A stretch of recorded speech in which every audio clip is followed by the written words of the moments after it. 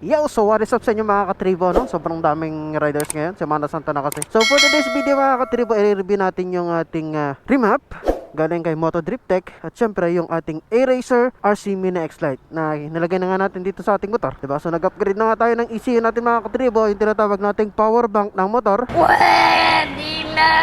At ngayon, for today's video mga katribo, ay i-review natin siya. Tara, let's go. So, may kamit up ako lang dito sa Seoul mga katribo. At sinabay na natin yung pag-review natin dahil hindi naman tayo masyadong nakakagala kasi nga, sobrang mahal ng gas.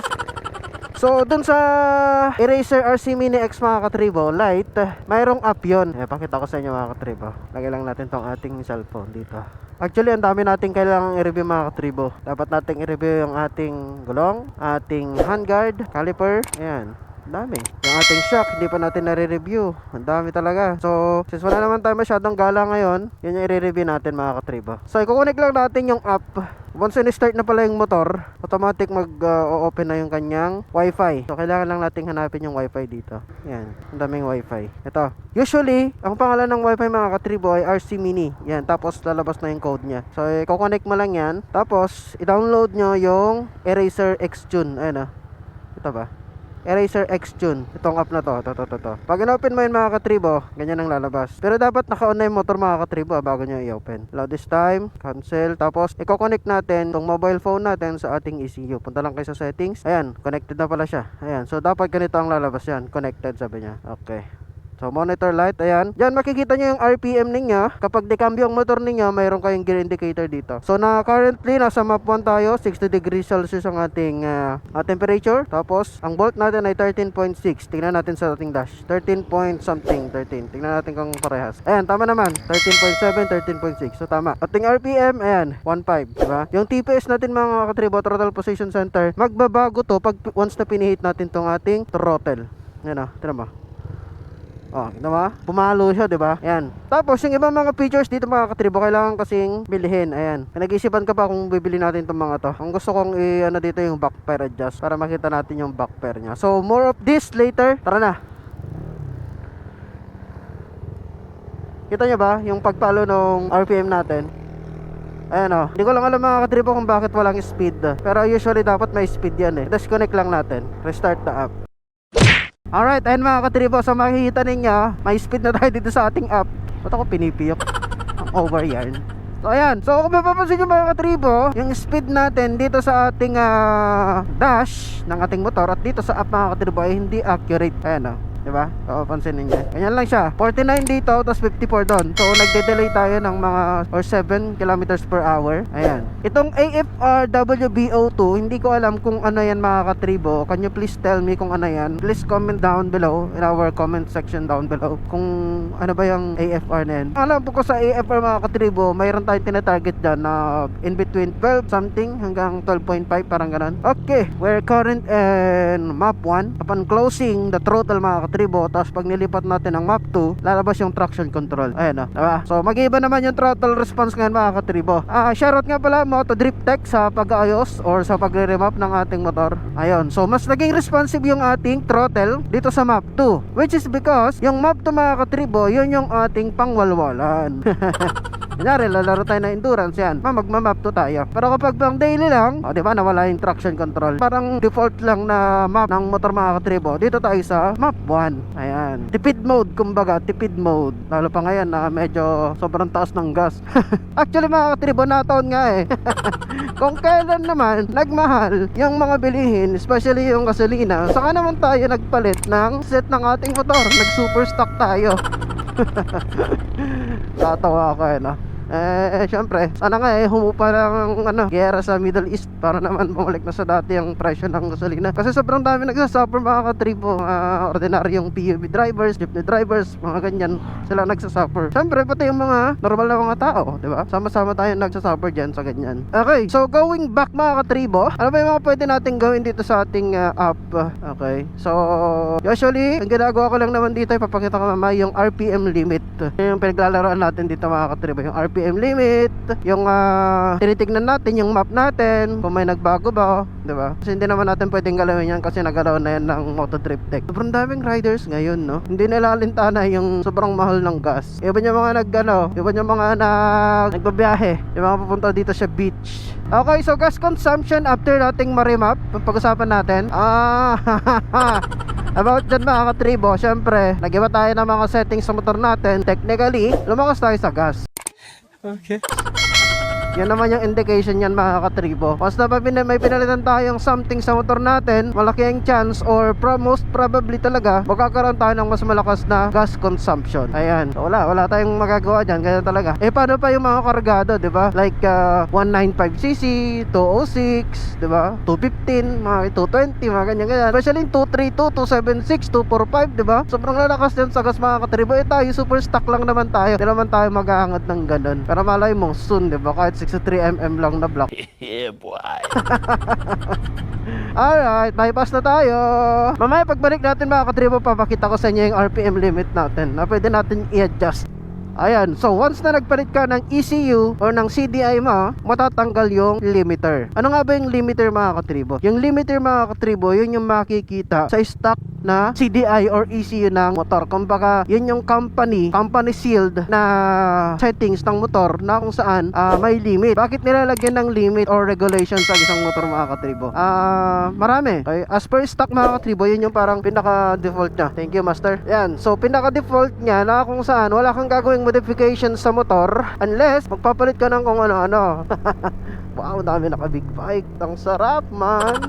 Ayan, marami kang pinalitan na kung ano-ano. Nagpalit ka ng throttle body, nagpalit ka ng kung ano-ano, palit ka ng block, injector, air filter, etc. So, meaning to say, hindi na stock yung mga components ng motor mo. Nag-demand na yon ng mas mataas na RPM limit o yung tinatawag nating limiter. Nagdedemand na siya ng mas mataas na RPM limit. So, yun mga katribo. Same with that, yung nangyari dito sa ating motor. Technically, yung limiter natin is nawala na. Ano ibig sabihin nun? Mas makakakuha tayo ng mas mataas na RPM at the same time, magkakaroon tayo ng mas mataas na top speed. Once kasi na nag-limit na yung motor mga katribo, nalilimitahan na rin yung pag-gain niya ng mas mataas pa na speed. Alam niyo naman tayo, Pilipino tayo, di ba? So natin mabilis tayo kahit scooter, underball lang yung mga motor natin. That's the reality, di ba? Ganyan tayo mga Pilipino. Natural sa ating pagiging kamote, di ba? So we cannot afford big bikes na kayang tumakbo ng 200 plus kph, di ba? So nagiging contented lang tayo dito sa mga motor na meron tayo at doon na lang tayo nakabase. Yun yung ina-upgrade natin, di ba? Dami ko sinasabi, no? Well, ganyan talaga pag nag-vlog ka.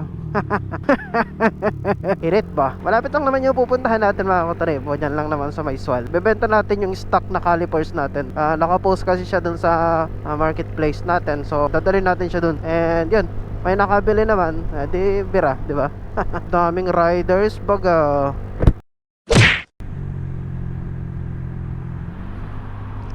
So, sagutin naman natin yung most frequently asked question dito sa ECU mga katribo. So, first thing na tanong dito mga katribo, usually nakikita ko sa feed ko, accurate ba yung nilalabas na information na nanggagaling sa motor natin? Oo, sa TPS, sa voltmeter, sa map, pagpapalit ng mapping. Ang hindi lang is yung itong ating speedometer, diba? Kaya nga nung nasabi ko kanina, delay tong app natin, tong app na Eraser X Tune. Sobrang daming motorista man, full capacity na naman ang Pangasinan man. So ayan, di ba?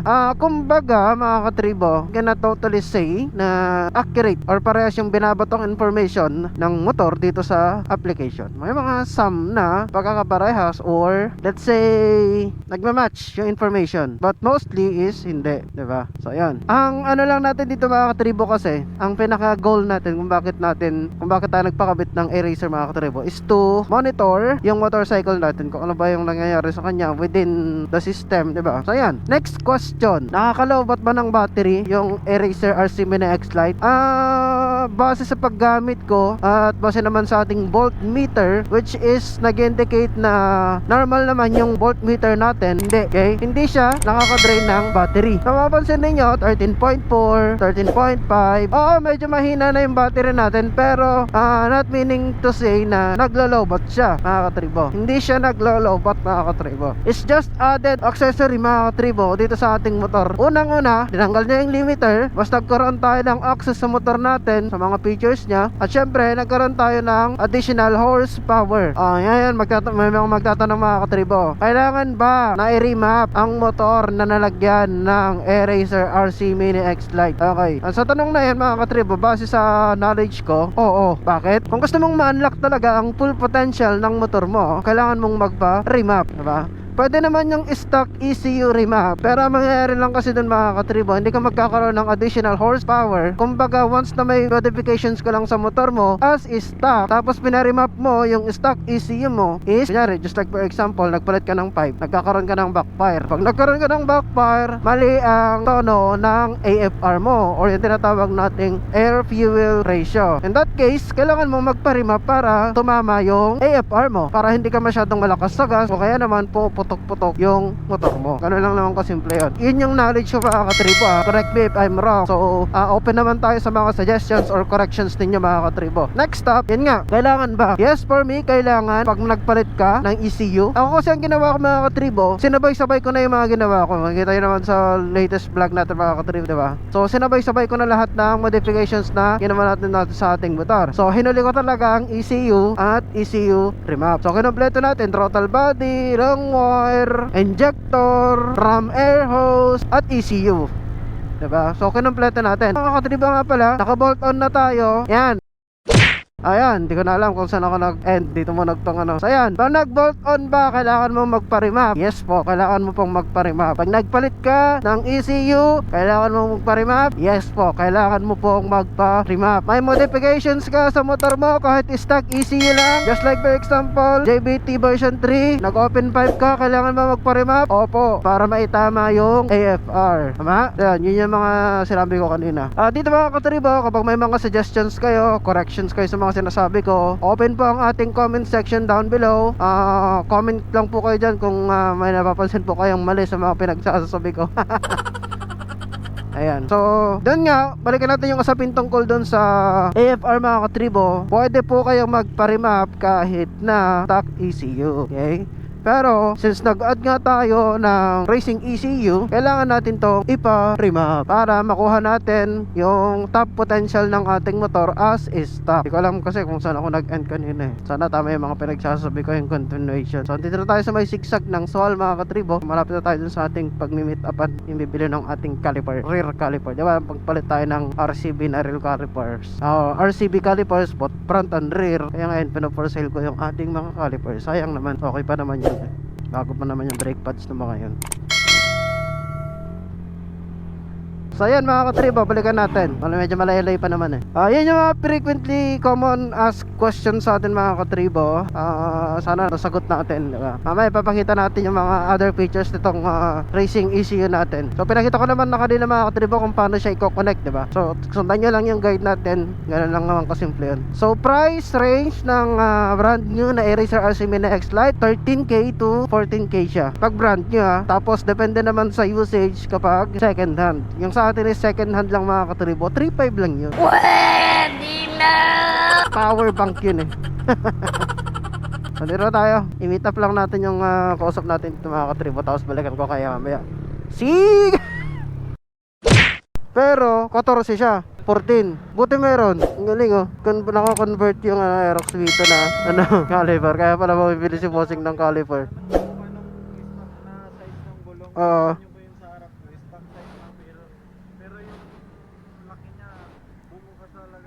Oo. 3.5 yung white. Oh, sakto lang naman yung ganyan. Oo nga eh. Ang galing na. Kaya pala. Sige, kaya nga eh. Pero stock ka na, stock. Sige. Sige, thank you. Yung harap, ayaw mo? Ay. Siya yung nakabili ng ating caliper. Okay, sige boss, thank you. Sige, daming nagmumotor kayo eh. Full capacity na naman ang yan. Sige boss, thank you.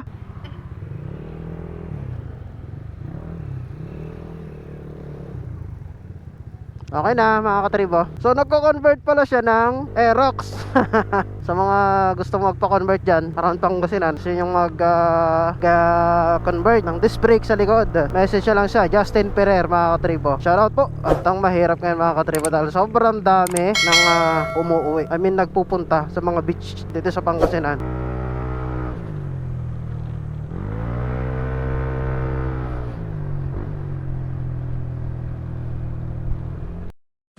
Alright mga katribo, so papakita ko sa inyo yung mga pwede nating gawin dito sa stock or sa wala mang conversion na RC Win X-Lite. So start muna natin itong motor. So connected na tayo mga katribo. So kapag pinihit natin itong ating throttle, nagbabago yung TPS. Tingnan nyo, diba? Oh, pinihit yung throttle, nagbabago yung TPS. Ayan, start natin yung motor. Ayan. So, ang una natin gagawin dito mga katribo is yung ating RPM limit. Tapos engine, tapos RPM limit. So, currently, ang RPM limit natin mga katribo ay 12,000 RPM. So, papababain natin siya. Gagawin natin siyang 300 or 3,000. Pinakamababa. 3,000 pa lang pinakamababa. Ayan. Gawin natin 3,000 mga katribo. Or, sige, 3,000. Yan. Pag pinihit natin yung throttle mga katribo, tingnan yung mangyayari. Okay. Bakit? Kasi naka 3,000 RPM limit tayo. Ulitin natin. Okay, so doon na lamang siya naglilimit mga katribo. Doon naglilimit yung ating RPM. Kasi kinonvert, binago natin doon sa ating ECU. Yan o. Diba? Balik natin mga katribo. Ito lang mahirap dito eh. Yan. Okay, ito sa 12,000. Oh, sobra. Ang hirap lang na ito eh.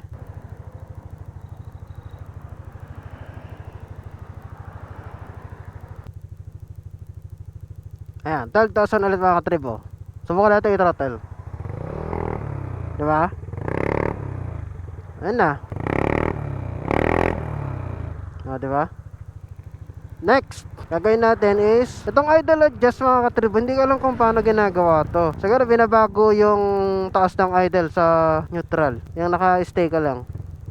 Airflow correct. Kailangan naman yung mga nakikita nating ano dyan. Hindi ko kasi kabisado yan.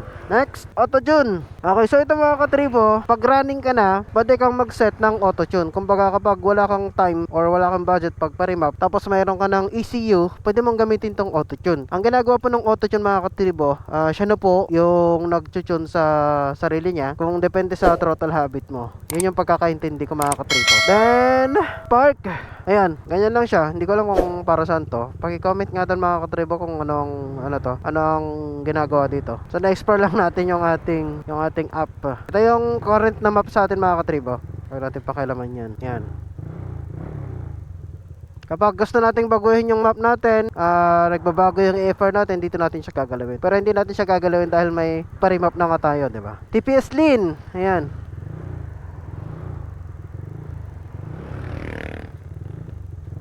So TPS natin to. Ride mode matrix. So ito yung mga modes natin mga katribo. Ayan, mode 2 tayo, mode 3. Ayan, mode 1. Parang pina-shortcut lang tong andito mga katribo. Shortcut lang tong andito. Ayan, yun yung mga pwede natin gawin. Kapag may mga binili pa tayong mga features mga katribo, siyempre dollars yun. May kapalit ng pera yun.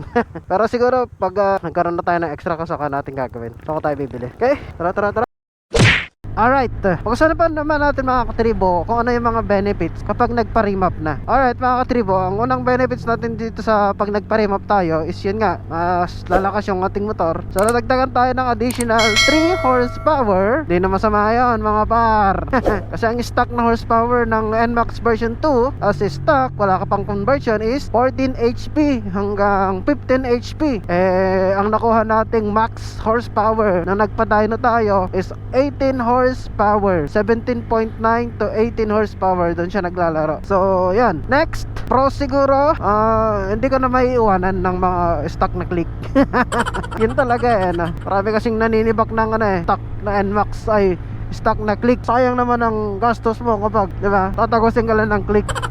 Yung cons, kaya na nabanggit natin mga katribo, mga negative effect, yun nga, lalakas sa gas, tatakaw sa gas, konti lang naman, konti lang. Depende sa map. Tapos, magastos syempre. Hindi biro ang presyo ng ECU mga katribo. Mamumulubi ka talaga. So, isa sa mga pinakamahal na component ng motor kapag gusto mo talagang dumiin. We're not talking about 5,000 only. Ayan, ilan naman yung mga cons. The rest, anlipiga ka naman, diba? Hindi natin pinipika dahil medyo mahal ang gas eh. So yan, hanggang dito na lang muna siguro yung ating vlog. I hope nabigyan ko kayo ng insight when it comes to racing ECU, especially RC Mini X Lite, diba? Sa Pro kasi hindi ko alam kung ano yung hindi ko pa na-explore. Usually kasi nakikita natin sa market X-Lite lang eh. So yan, I hope nabigyan ko kayo ng idea when it comes to racing ECU, RC Mini X-Lite para sa mga nagbabalak dyan. So saan siya pwede? Pwede po siya sa stock mga katribo. Super stock 183, 195. Yan, dyan siya mga pwede. Pero kapag nag 232 ka na, hindi ko lang sure. Siguro kailangan mo na ng Pro doon. Kasi halos lahat na ng component sa makina pinalitan mo na eh. Unlike kapag naka 195 ka, 183, diba? 185, konti lang yung components na pinalitan mo. So yan, I hope nabigyan ko kayo ng comparison, ng idea pagdating sa ECU. So I hope nagustuhan nyo itong video na to. Kapag nagustuhan nyo itong video na to mga katribo, paki-comment nga kung taga saan ka at kung anong oras mo ito napanood para alam naman natin kung sino-sino yung mga nakakapanood ng vlogs natin at nakaka-appreciate. So salamat sa pagsama sa akin sa vlog na ito mga katribo. Kita-kits tayo sa mga susunod nating review. So mostly ang mga vlogs natin for the upcoming week, so yung mga i-upload natin sa mga susunod na mga araw is more on reviews lang. Kasi wala tayong rides ngayon dahil mahal ang gas. So yan, shoutout po mga katribo. Like, share, subscribe. Babush!